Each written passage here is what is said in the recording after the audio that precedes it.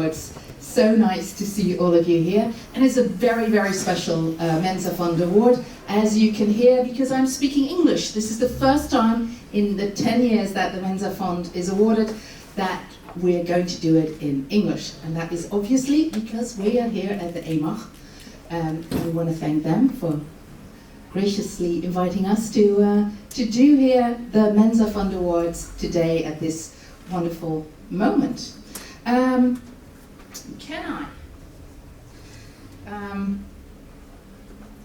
My name, by the way, is Esmeralda Klein-Racing. I'm going to be your presenter today. And I have been a Mensa member since 1996. Yes, I'm that old. And the first time that I ever did anything for the Mensa Fund was quite a few years ago. It was when I was promoted. I'm a doctor, I have a PhD behind my name, and on my promotion, I was always also in the military at the time, and in the military it's very usual, if you have some kind of a ceremony, that you ask people to donate money to their favorite fund, and those favorite funds usually are puppies or something like that.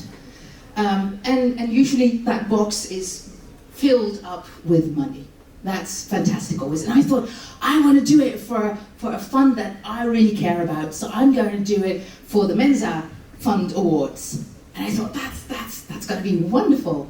And a couple of friends who went to my PhD, they said, well, I'm sorry, I'm not going to give you any money because I don't like the fund.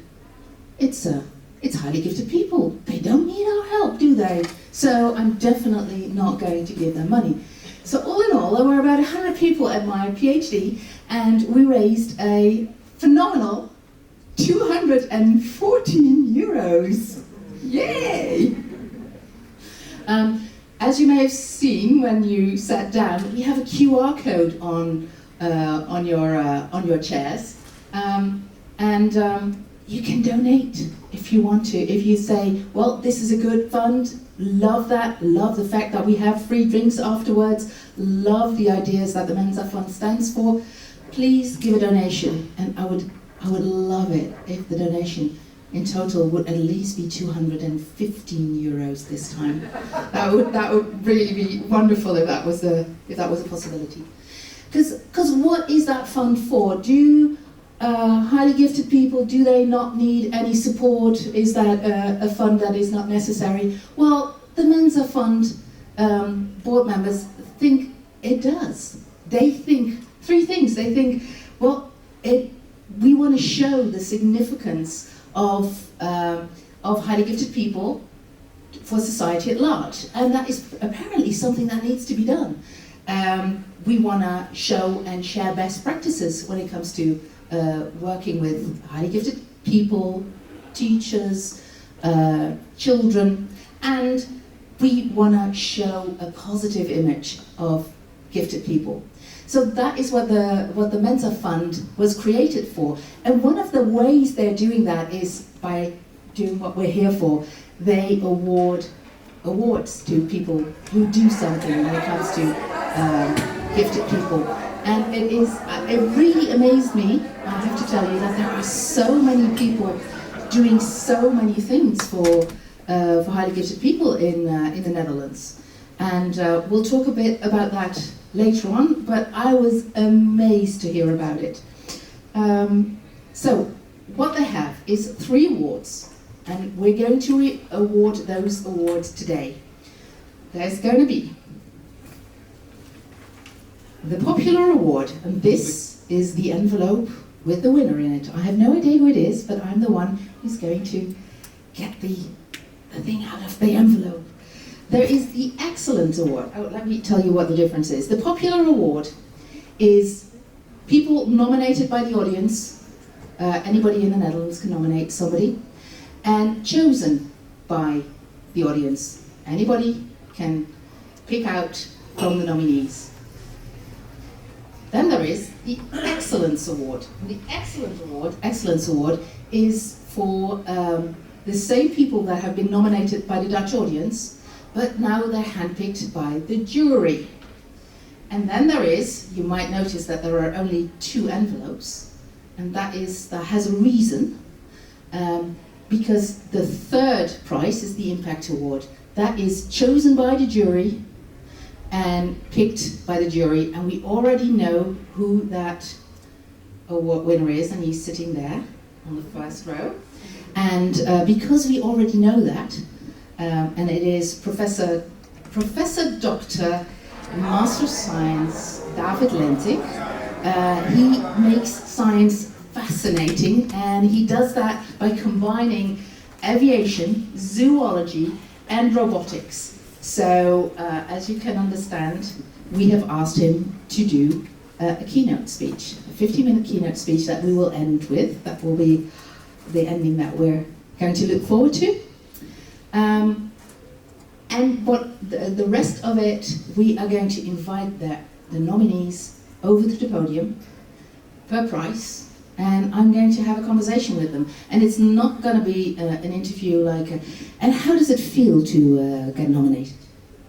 We're not going to do that. We're going to have an interview that is going to be stimulating, that is going to be interesting, and that will give you some topics for the drinks afterwards. Because maybe you've seen on the schedule that there are 4 hours reserved for this. Don't worry, you're not going to sit here for 4 hours, about 1.5 hours, and then there will be drinks.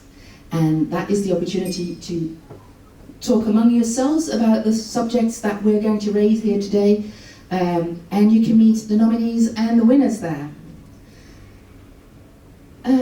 What else can I say? Well, it is something that is on my notes that are now somewhere on the floor. So I think we're mostly there, yeah. I just have a couple of very quick notes for you. First of all, there is going to be a photographer, Ineke. She's here. She will take photographs. If you say, I definitely don't want to be shown on your website, annual report, or social media, please see Brenda. This is Brenda. She's a board member of for PR. And just see her afterwards for the drinks, and she will make sure that you are not seen on any of the pictures. You are welcome to to X or Facebook or whatever about this event. But if you do so, please switch off your telephone so it doesn't ring.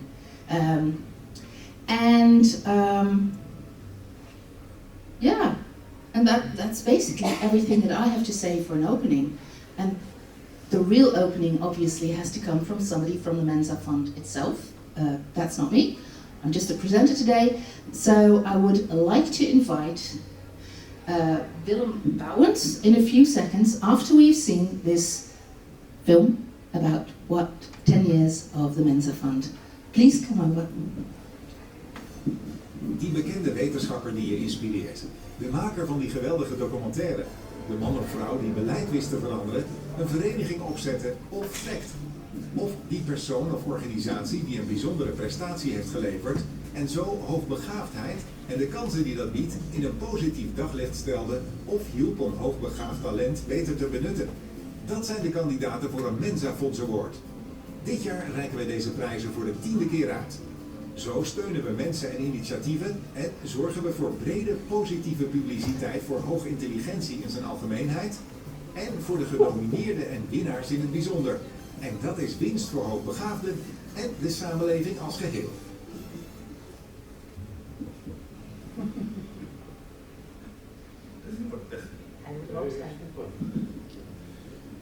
I thought red.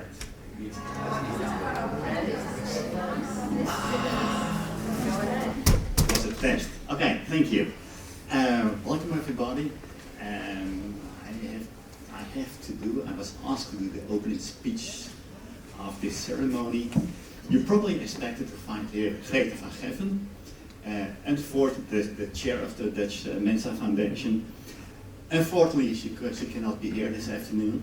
She has to attend a funeral in Amsterdam of a long-term friend of her, and she decided to be there. And the friend is also one of the ambassadors of the Dutch Mensa Foundation. So you have to do it with me. I was notified pretty late, so I thought, well, how do I open it?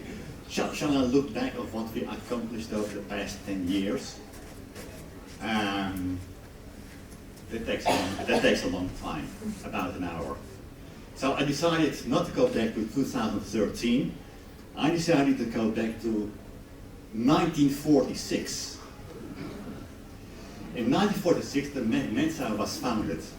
And Dr. Lance Ware and Roland Birrell met each other, and they decided to set up Mensa. Mensa for the benefit of humanity. How does that work? Well, 1946, the concept just after the Second World War, and the idea is that when you put a bunch of intelligent people together, there will be no war, no fighting, no starvation, and the concept of being there for the highly intelligent people for the benefit of humanity still survives today. We know that their vision, well, it didn't really work out that way. However, all the national Mensas are still for the benefit of humanity. It is written as a line in the constitution of all national Mensas. It's not just a line. It is something that we live by. We all want to give something back. So it starts with identifying human intelligence, and it starts with giving something back to society. How do we do that?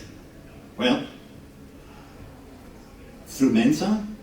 Usually the Mensa associations do a lot for the members, for their members. And there are a handful of foundations who do it specific for specific groups outside the members of the Mensa. I'll give you a few examples. The American Mensa Foundation, which was founded 40 years ago, 60 years ago, 60 years ago, they already spent hundreds of thousands of dollars on scholarships to help people to educate themselves and also giving something back to society. We have the Nordic Mensa Foundation. They stress it in a different way. They also have an award program. What they do is they give awards, hand out awards to people who have accomplished something in the field of science. Awards to scientists, papers, books, PhDs. That's the way they do it. Trying to set up a Mensa Foundation in Chinese Taipei.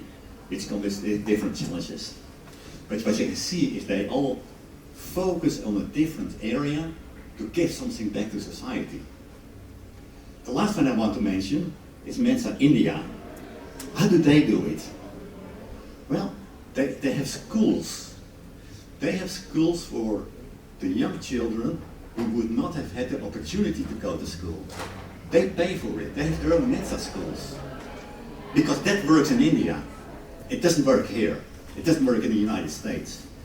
But it's still the concept of being there for the benefit of humanity, giving something back. How do we do it in the Netherlands? Well, we have, as Mensa Foundation, we have 3 different lines. We try to do something for the old people. That is what we call grey gold. The highly intelligent people in the nursing homes. Suppose you're highly intelligent, you're in your 90s, you have to sit in a wheelchair, you cannot leave the building. How would that feel? Pretty bad. We try to do something for those people. We call it grey gold. We're in the process of setting up a chair at the university. A chair for the highly gifted people at work. We're in the process. It takes a long time. We've been working on it for years, but it will be there. The third line we have in the Netherlands is the award program. That's what we're here for. And the award program whereby we recognize people, organizations, and the people who have a drive to do something for other people.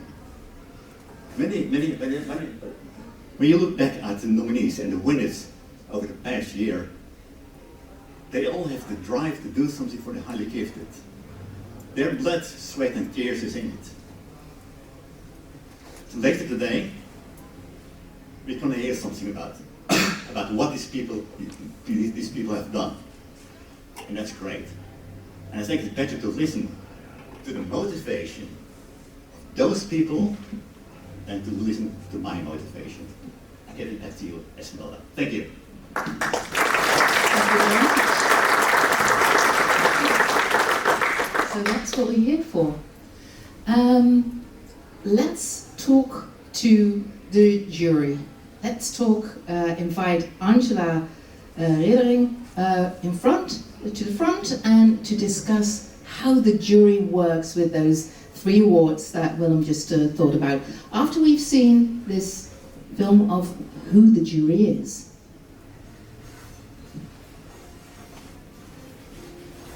De jury. De zeer betrokken jury van de Mensa Fonds Awards bestaat dit jaar uit Mark Wiebes, Willy de Heer, Mohammed Baba en Fleur Westers. Angela Riedering zit voor. Deze deskundige jury selecteert de winnaar van de Impact Award, de genomineerde van de Publieks- en Uitblinker Award en de winnaar van die laatste prijs. Daarbij hebben zij oog voor de maatschappelijke impact en letten zij op toegankelijkheid. Diversiteit is een andere zeer belangrijke factor voor de jury.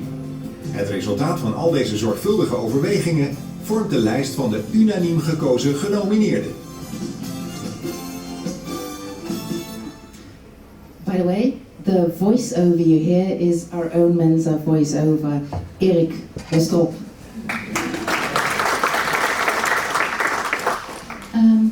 Angela, so you're the chairperson of the jury. I told the audience already that I was really surprised at how many people. Can we take a step in front? Yeah. How many people are there who are just nominated, and how many people want to nominate, and how many people are doing things that get them nominated? What are we talking about? What kind of numbers? Well, it varies from year to year. This year we had about 50. 50 Yes. 50 people took the time to nominate somebody, and saying that this is fantastic what they're doing for the highly gifted community. Yes, and it's great reading those nominations because people really make the effort to look up and explain why these are people that should have an award. So thank you. So that's a lot of fun also to read and to be in the jury. Yes, no, it's great. It's very inspiring. I'm always amazed every year. There's always new initiatives come up every year. I'm always amazed at how much time and effort and energy and what people are achieving in the field every year again. Yeah.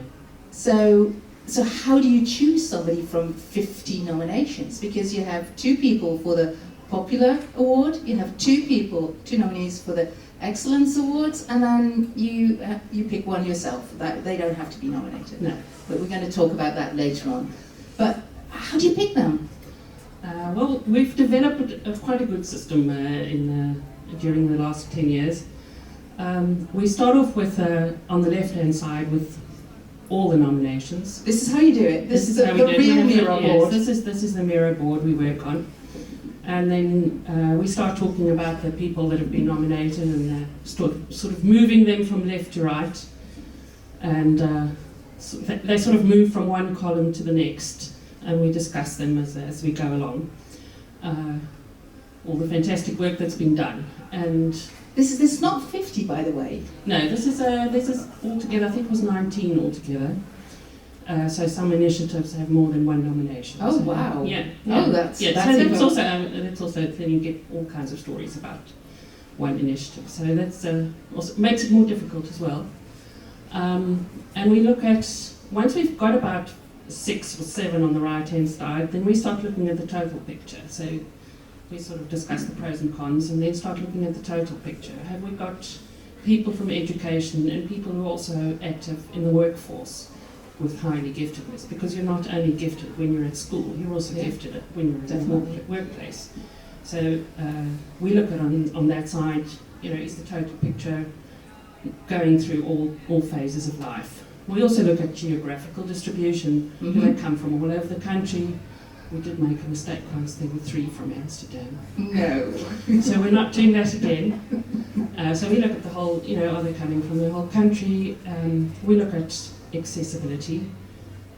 Are people doing things that are accessible to all members of the population, if you have money or not? Because some of the initiatives for the gifted people are very expensive. It's not their fault, it's the way the system works. There's not always funding available, but it does make that it's difficult. So you have people that get nominated time and again, and every year again you say, well, every year too expensive? we look at what does it cost to make use of the facilities that they have. Are they accessible to everybody? Right. So that's one of the criteria. What is another criterion? The last few years we've also been looking at have we got someone on the right hand side that's actively approaching people with a bicultural background, because they're very underrepresented in the gifted community. So we're also checking, it's very important that we reach them as well, because there's gifted people everywhere. And do we have somebody in that category this year? Yes, we do. We do? Yes. Okay, wonderful. I know we do. They're sitting over there.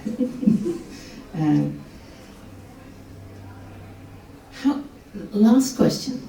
How much time does this cost? Because if you're a Mensa member, dealing with Mensa members can be difficult. Sometimes people say it's like guiding frogs in buckets. Yeah, basically. So how long does this take? Is this weeks of work? No. Tens of days of? We're very efficient. So we've been doing this for a while. I'm very happy with my jury because they do their homework. Mm-hmm. So everybody checks the list beforehand, who's really interesting, what's really catching your eye. So we can, usually it takes us one evening. One evening? Yeah, and if needs be, we do a second one. So we see how far we get in one evening. It's all online, so you don't have travelling time. And that's how it works, yeah. Well, that alone, I think, is a reason to applaud the jury.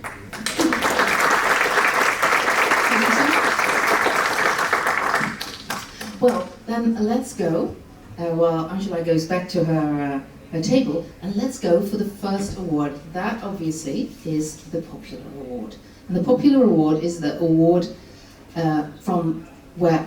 that are selected from those 50 nominees of 19 different individuals and organizations. The jury picked 2 of them, and then we let the audience just pick which one of them is the one that they deemed even better, and the one who wins that wonderful award that is over there. May I ask the people from IQ, that is Claudia, difficult word, I did remember it, but not. Claudia Ben-Messahel and Lilian van der Poel. Can I invite you over to take 2 of your chairs? And may I want to invite over Peter Hankop and Mark Jespers. However, Mark is on holiday today, so I'm just going to invite you over, Peter. And Peter is from Explora.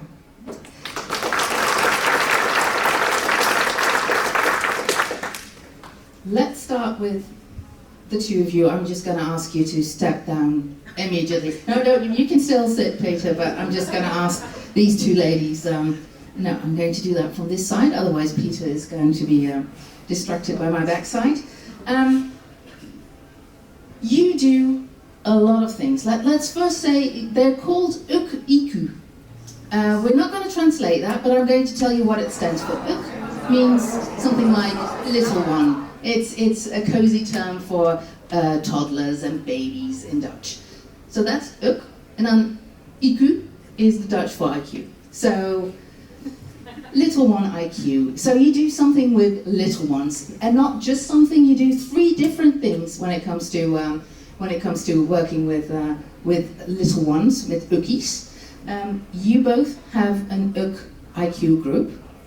You train others to start an IQ group, and you train schools to recognize it in toddlers and babies if they have high IQ, and so they can make a bit of an individualized program. Okay, I'm going to give you a microphone in red. It's got to be red, otherwise it doesn't work. Here it goes. And can I ask Lillian the first question?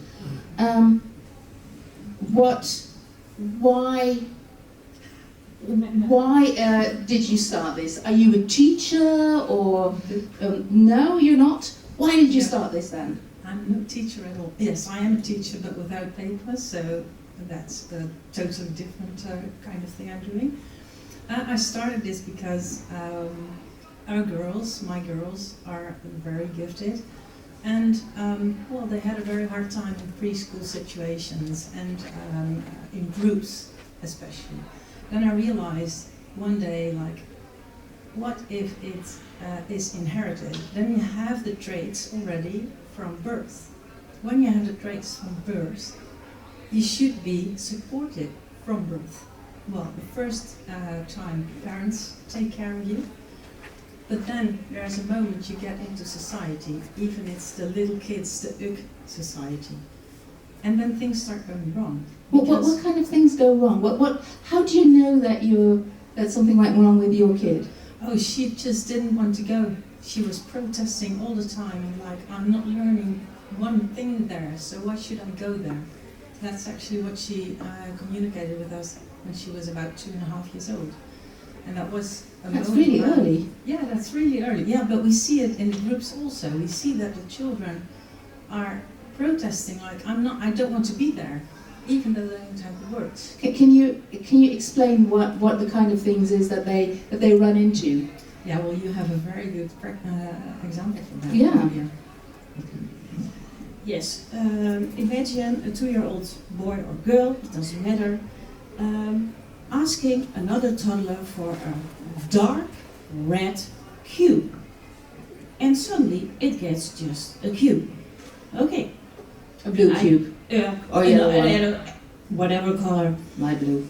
Light blue. And it looks at the other toddler and goes like, maybe I did ask the wrong question. So, gives the cube nicely back and points out, I want the dark red cube. And it gets another color cube. Then you may wonder what's wrong, because there's another toddler asking for a cube from the same child, and that one just gets a cube and plays with it. So there must be something wrong with me asking the question, because twice now I asked them, the other child, for the dark red cube. So why isn't it given to me? So does that mean that has something to do with their identity, that is already, that there is something wrong with their self-image? Yes, because if you are in a group of other toddlers who are behaving similar, and you're the only one who asks different questions and people react strange to you, then it does something with your self-image. We also have the example of a little boy, 3 years old, and at that time I was a member of Pharos. That's the Dutch Society for Highly Gifted Kids, where parents come.